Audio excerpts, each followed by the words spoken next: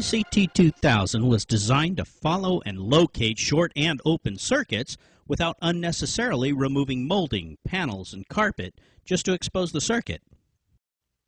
The smart transmitter has been designed to inject a signal down your circuit. It has a 20-foot power lead and a green signal lead.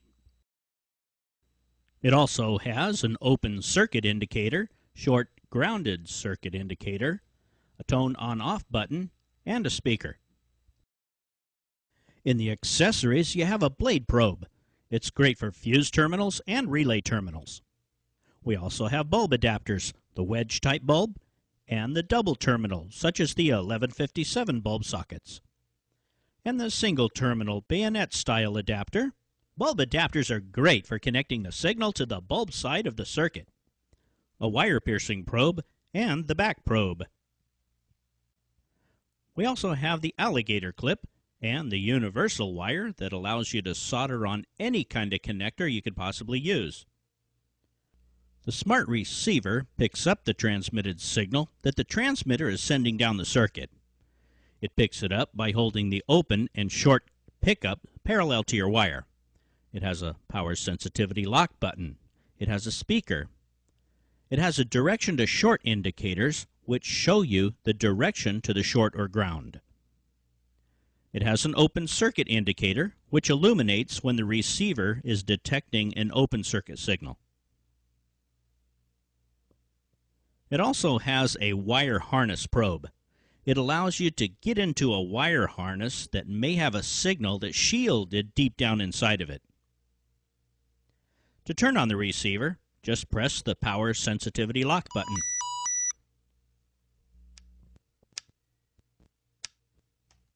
Here we have a demonstration circuit. We have a positive wire going through the fuse, going into a parallel circuit, going through 3 switches, 3 loads, and back to the negative side of the battery. Right down here, we have a short circuit. We're going to short this demonstration circuit out and see what happens.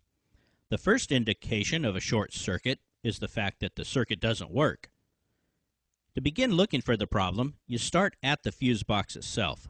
Find the bad fuse, remove it, and connect the blade probe adapter to the shorted terminal. Connect the transmitter's power lead to the battery, red clip to positive, black clip to negative. The signal lead is open, so the open circuit indicator is on, and the tone default is off. Connect the signal lead to the blade probe adapter. The short grounded tone is now alerting us that the signal lead, which was open, is now seeing a grounded circuit. To turn the tone off, just press the tone on-off button. The 100 milliamp grounded circuit signal is now transmitting from the circuit that will lead you to the short. Since electricity travels the path of least resistance back to the negative side of the battery, the majority of the short grounded circuit signal is also leading you down to the short. Take the receiver and turn it on. When you first turn on the receiver, it's in pulse mode. The closer you are to the circuit, the more rapid the pulse. The farther away you lift the receiver, the less rapid the pulse becomes. Holding the receiver parallel to your circuit in this direction or flip it in this direction, the direction indicator shows you the direction to the short or ground. Now, we don't advocate tracing the circuit in pulse mode. We'd recommend that you lock the reception sensitivity and then trace the circuit. The reason why we want to lock the reception sensitivity is because these parallel circuits are transmitting signals also that we do not want to trace. We want to ignore those signals. So to do that, hold the receiver close to the strong transmitting signal, press the power sensitivity lock button. Now the weaker signals are ignored. You can now follow the strong grounded circuit signal toward the direction indicators until you lose the signal. Now, turn the smart receivers because maybe the wire took a turn on you. Follow the signal until you lose it again. It's here where you might want to take a closer look at your circuit, so remove whatever's in your way. The next point we're going to cover is tracing a grounded circuit that is not shorted. Here we have the signal lead connected to the fuse terminal of a parallel circuit with 3 branches. Let's turn on the smart receiver. We need to understand that since this parallel circuit is not shorted, it will have signals of equal strength along each branch. This can make it very confusing to have signals transmitting down circuits you do not want to trace. Let's say you want to trace the middle circuit and not be confused by the other branches. You have to isolate the circuit you're tracing and connect the signal lead exclusively up to it. Take the smart receiver and lock in the sensitivity.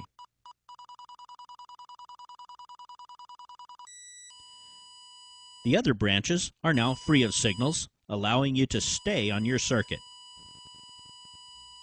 There can be some great advantages to not only isolate the circuit you're tracing, but it can be equally important to remove the load or loads of the circuit. Here, we isolated the shorted circuit, but we have the load still in place. If we were to somehow pull the shorted wire away from the chassis ground, you'd never know it. But when you remove the load in the circuit, you can be instantly alerted by the smart receiver's toggle tone feature.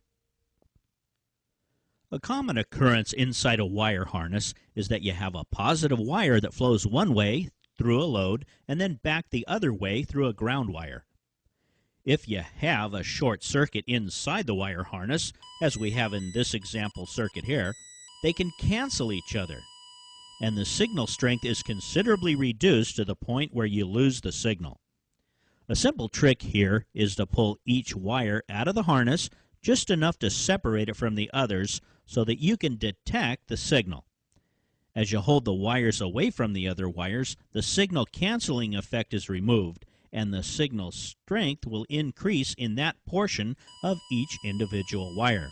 Take note of the direction indicator of the smart receiver and observe if the other wire indicates the opposite direction. If it does, you can now assume that both wires are in the same circuit.